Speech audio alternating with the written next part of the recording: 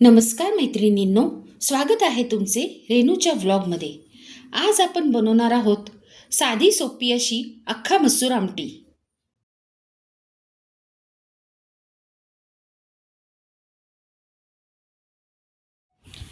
अख्खा मसूर बनवण्याकरता मी इथे 1 कप अख्खा मसूर घेतला आहे।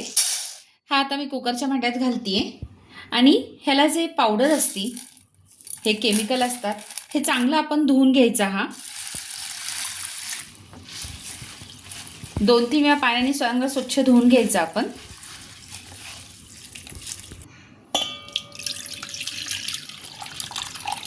मी परत एकदा धुवून घेते।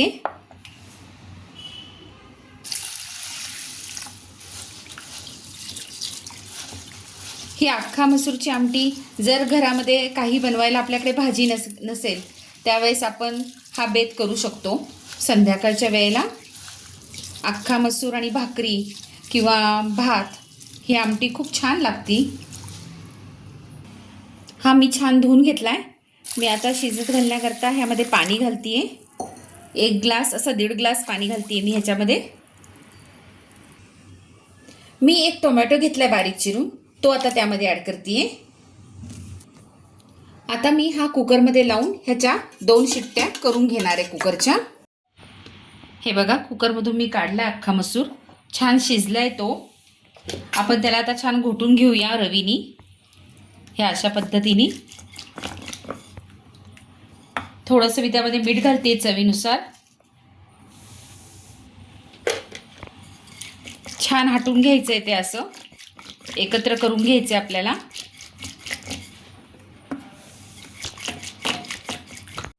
आता आपण मसूरला फोडणी देऊया। मी पॅन गरम करत ठेवलाय, त्यामध्ये 1 चमचा तेल घालतीये। हे तेल थोडं गरम होऊन द्यायचं। आता मी पहिल्यांदा जिरं घालते, मोहरी, हिंग, कढीपत्ता,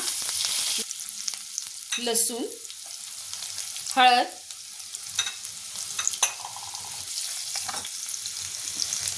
फोडणी छान आता ही बसली आहे। आता ह्यामध्ये आपण घालणार आहोत 1 चमचा बेडगी मिरची पावडर। तुम्ही काश्मीरी मिरची पावडर सुद्धा घालू शकता। 1 चमचा माझा घरचा मसाला मी घालते ह्यामध्ये। तुम्ही कांदा लसूण मसाला सुद्धा घालू शकता। हे छान हलवून घ्यायचे। त्यात आता थोडीशी कोथिंबीर घालूया।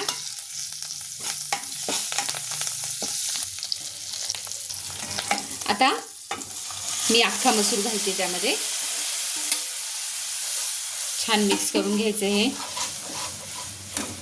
एक साईडला मी पाणी ठेवलं होतं गरम करायला, ते पाणी मी ह्यात घालतीये। 1 चमचा मी गुळ पावडर घालते, ही सेंद्रिय गुळ पावडर आहे। तुम्ही छोटा गुळाचा खडा सुद्धा घालू शकता, त्यामुळे छान चव लागते आमटीची। आता आपल्याला गॅस मोठा ठेवायचा आहे आणि मोठ्या गॅसवर ह्याला छान 5 मिनिट उकळी येऊन द्यायची आहे। रेडी आहे आपली अख्खा मसूरची आमटी। आता मी ह्याला एका बाउलमध्ये काढून घेतीये। माझी आजची रेसिपी तुम्हाला कशी वाटली हे कमेंट करून जरूर कळवा। माझ्या रेसिपी अशाच पाहत राहा आणि बनवत राहा। आणि हो, माझ्या व्हिडिओला लाईक, शेअर, सबस्क्राईब जरूर करा। धन्यवाद।